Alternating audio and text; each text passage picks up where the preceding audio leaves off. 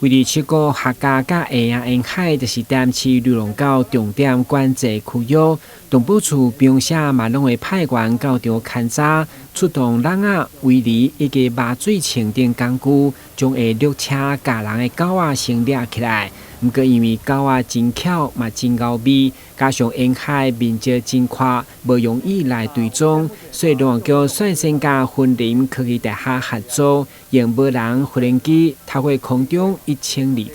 会当精准来掌握狗仔的状况。现场在找人的时候，其实是找狗的时候，其实很不好找，而且会被这种草丛当中淹没。对。所以其实而且平面看的时候，视觉没有像空中看的视觉那么好。所以才拜托我们说，我们系上的那个先矿老师来帮忙，就是说透过 AI 的结合，它可以，因为我们其实人在外面找还是会不容易找得到。对。那如果 AI 可以很快帮我们把狗标注出来的话，那我们搜救时间会很快。再加上捕狗的时候，它其实有时候麻醉的时间还没有发挥之前，它可能会跌落。那跌落会造成另外一个意外。那如果我们这样其实可以很精准的去捕获它犬只的位置，而且现场人员也不用跑得这么辛苦，这样。为了解这套用智慧科技来管制流浪狗的效果，市长委托伫这议员陪同嘛亲自到场关心，相信对着流浪狗的数量控制更较有效率。其实，在和平用途上，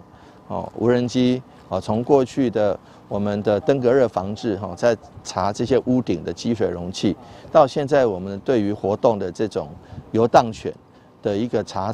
也是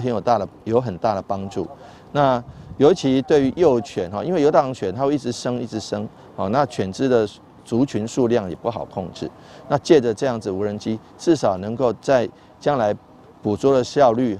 能够大大的提高。根据了解，该项运用无人无人机的调查，8月才开始伫大北门区试办，目前试办成果袂歹。动保处明年会正式编列预算，同时训练人员操作，全面来导入。当然，新闻顾问及林英庚采访报道。